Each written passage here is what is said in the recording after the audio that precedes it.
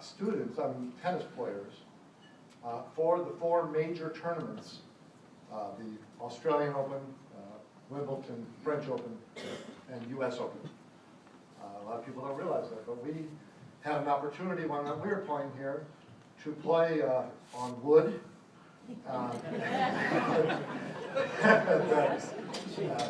It really, I thank God for that experience, because I never would have learned how to volley if we did not play on wood.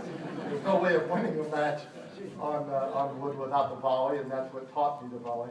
But that prepared me for grass, and I appreciate that. And then on those off days when we couldn't play outside on the asphalt outside near the stadium, we would go into Jenison. How many remember going into Jenison? We had an opportunity there. Now, if you've ever played on rubber, it's a definite preparation for clay court. And the balls go, if they go up, they do go high. And it was an interesting experience and great preparation for the French. And of course, then we have the asphalt outdoors near the football stadium. And you know, I noticed, I went to the game today with Notre Dame. It was great to watch the players. I really just was so enjoying just watching it. And we didn't have cheerleaders back then as a full-time position. We had basically made a deal with the football team to basically share their cheerleaders. So our events on Saturday, like yours, ours were on the asphalt next to the stadium, and when the cheerleaders would cheer at the stadium, we could hear it real good. So they were our cheerleaders. I don't know what your highlights were, the guys, maybe the guy, I understand you're going on a road trip later on this week. The road trips were really part of my highlight of tennis. And it was, you know, Tiger Woods, you know, when he won the golf tournament, the Masters, he put that green jacket on, and he said this was the highlight of his life, you know? Well, that's when we got to wear our green jackets on those road trips. And whenever Coach Drobac said to put on that green jacket, it was the highlight of our trip, because we all knew we were going to eat at Win Schuler's.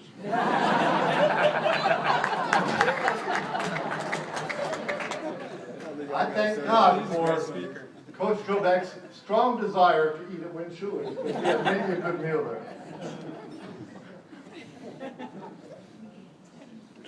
It's a shame I have some notes here, but I need glasses to look at them. But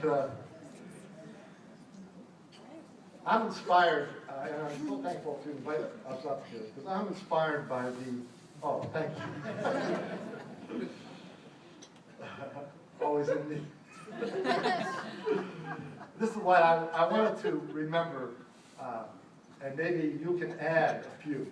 Remember some quotes that you've heard as you were playing tennis here. How about this one, folks?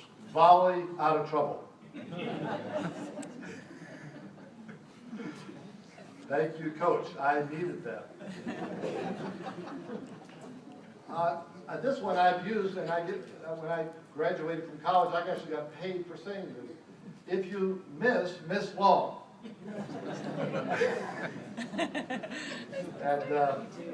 And my favorite one is one probably most repeated by Coach during my years, where don't give me the excuse, just give me the number.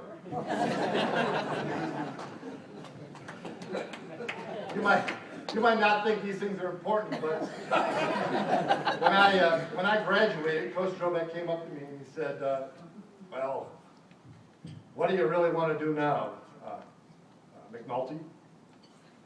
And I said, well, Coach, really? He said, really? Tell me what you really want to do right now. I said, well, I want your job.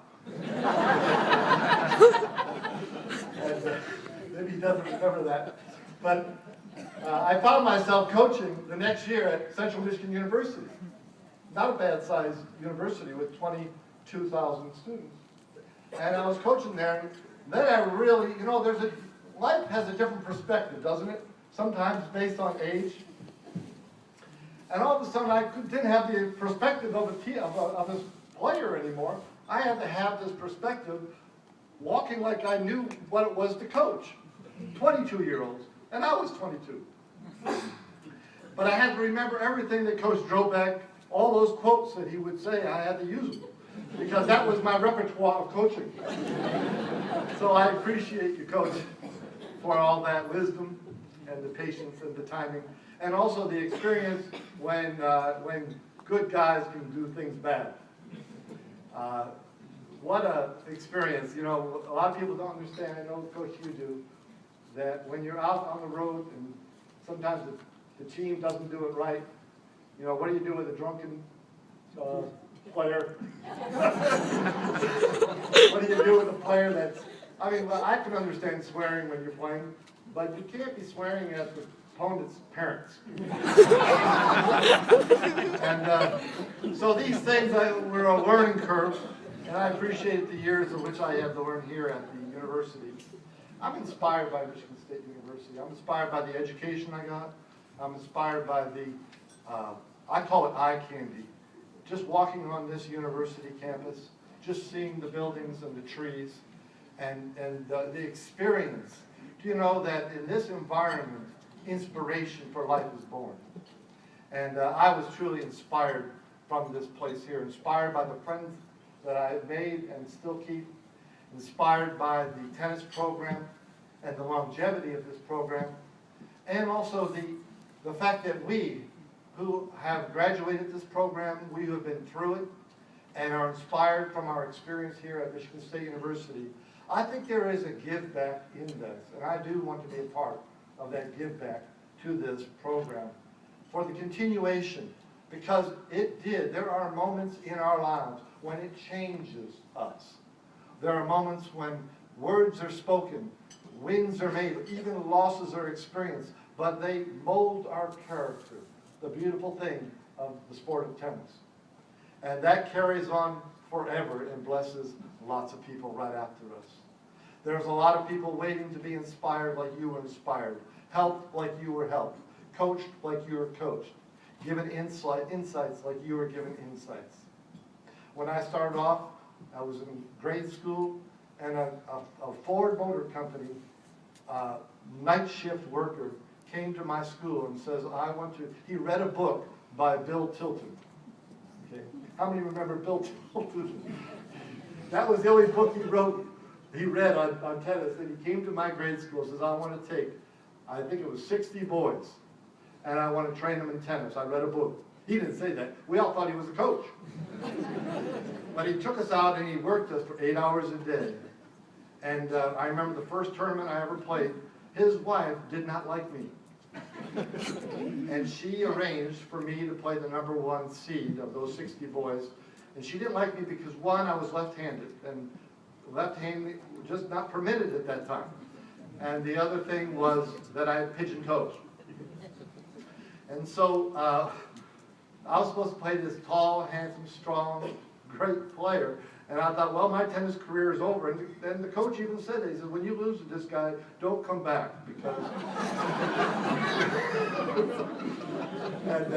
and I was waiting for my demise, and the guy never showed up. He was also a star baseball player, had pitched a game the night before, and somebody hit the baseball, hit him straight in the head. He had a concussion, and that started my tennis career.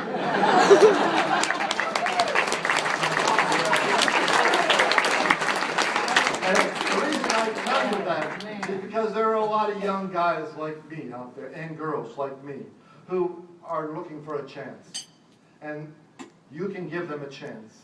And also there's young men here, and there will be future generations here that need that chance. And Coach Orlando is here to give them that chance, and to give them that character, and to give them that insight, just like Coach Drobac did for me when I was here. I appreciate them, I appreciate this university, and I appreciate you, and let's make the next 100 years better than the first 100 years. Thank you.